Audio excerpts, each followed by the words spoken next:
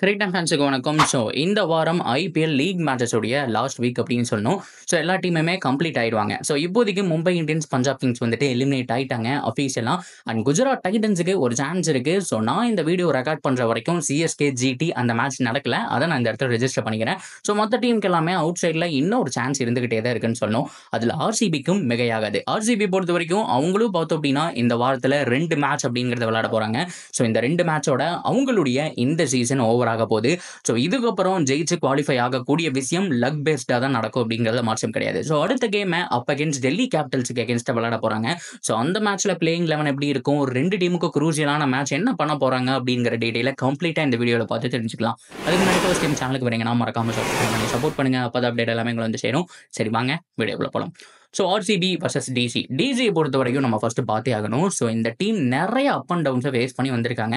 So like RCB மாதிரி தாங்க, உண்மையாலுமே பெட்டரான பிளேயர்ஸ் எல்லாம் வச்சுக்கிட்டு ஸோ ஆரம்பத்தில் இவங்களை எடுக்கணுமா அவங்களை எடுக்கணுமாங்கிற கன்ஃபியூஷன்லேயே சில மேட்சஸ் லாஸும் பண்ணாங்க, வின்னும் பண்ணாங்க.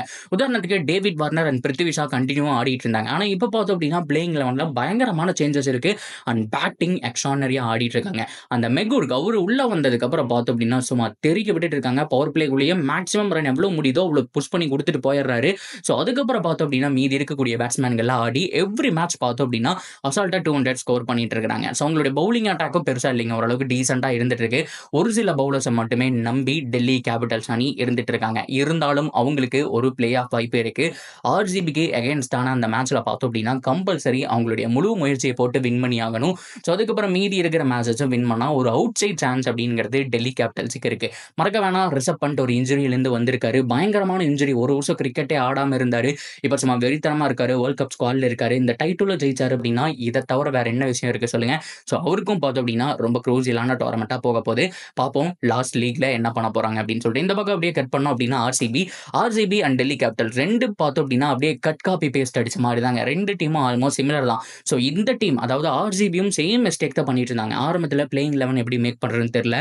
ஸோ வில் ஜாக்ஸை பெஞ்ச் பண்ணியிருந்தாங்க. எப்படி அவங்க ஜேசன் மெகூக வந்துட்டு பெஞ்ச் பண்ணியிருந்தாங்களோ ஸோ இந்த பக்கம் வில் ஜாக்ஸை பெஞ்ச் பண்ணியிருந்தாங்க. ஸோ அதுக்கப்புறம் வந்துட்டு அப்படியே உள்ள வந்தாரு. ஸோ இப்போ சும்மா வெறித்தனமா இருக்கு. அவர் உள்ள வந்ததுக்கப்புறம் முதல் மேட்ச் செமையா ஸ்டார்ட் பண்ணாரு, அவுட் ஆயிட்டாரு. அடுத்த மேட்ச் ரன் அவுட்.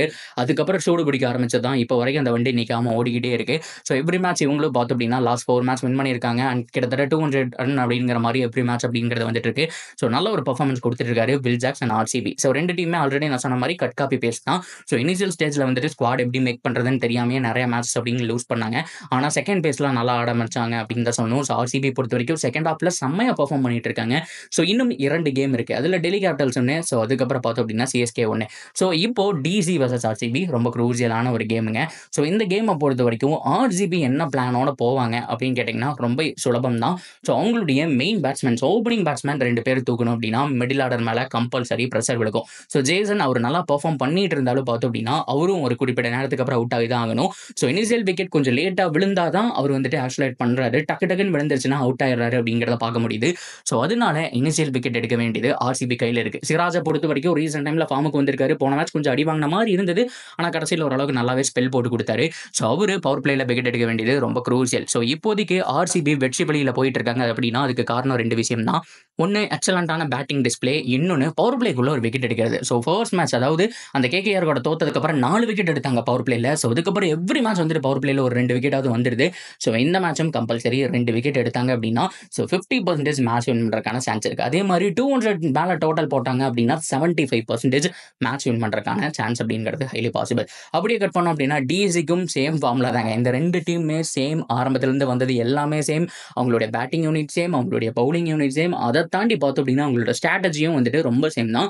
ஸோ ஆரம்பத்தில் நீங்க Faf du Plessis and Virat Kohli Delhi Capitals point of வியூலேருந்து பார்க்கும்போது தூக்கிட்டீங்க அப்படின்னா நடுவில் வரக்கூடிய பேட்ஸ்மேன்ஸ் எல்லாமே அவங்க ஃபினிஷர் ஸ்டேஜில் ஆடக்கூடிய பேட்ஸ்மேன். அவங்க கேமை கடைசி வரைக்கும் கொண்டு போவாங்களான்னு தெரியல, அடிக்க போய் அவுட் ஆயிடுவாங்க. ஸோ நம்ம ஒரு மேட்ச் பார்த்தோம், போன மேட்சுக்கு முன்னாடி மேட்ச் 130 வரைக்கும் நல்லா ஆடிட்டு இருந்தாங்க. ஆனால் 30லேருந்து 40க்குள்ள கிட்டத்தட்ட 5 விக்கெட் விட்டுட்டு போனாங்க. ஸோ அந்த மாதிரி ஆகிறதுக்கான சான்ஸ் இருக்கு. ஸோ டெல்லி கேபிட்டலுடைய பவுலிங் பர்ஃபார்மன்ஸ் கொஞ்சம் இம்ப்ரூவ் ஆயிடுச்சு அப்படின்னா ஆர்சிபியை லிட்டில் பிட் கொஞ்சம் திணறடிக்க வைக்க முடியும். ஸோ இந்த 2 டீமுக்கும் ஸோ மஸ்ட் வின் கேம். என்னை பொறுத்த வரைக்கும் ஆர்சிபிக்கு 55%, டெல்லி கேபிட்டல்ஸுக்கு 45% கொடுக்குறேன்.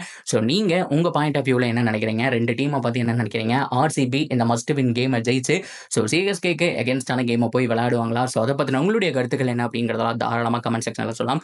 அண்ட் தொடர்ந்து அப்டேட் சேனலோட இணைஞ்சிருங்க. மறக்காம சப்ஸ்கிரைப் பண்ணி சப்போர்ட் பண்ணுங்க.